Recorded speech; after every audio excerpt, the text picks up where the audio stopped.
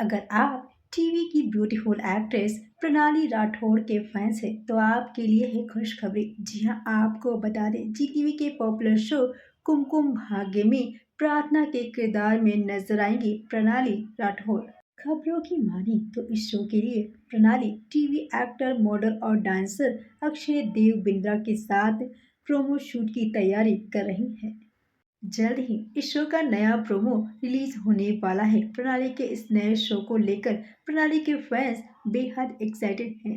अगर आप प्रणाली के फैंस हैं तो जानते होंगे, इससे पहले प्रणाली कलर्स टीवी के शो दुर्गा में एक पावरफुल किरदार में दिखाई दी थी।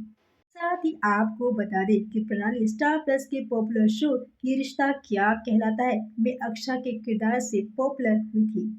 कुमकुम भाग्य में एक नए किरदार में प्रणाली को देखने के लिए आप कितने एक्साइटेड हैं? कमेंट बॉक्स में हमारे साथ शेयर करें। Thank you for watching.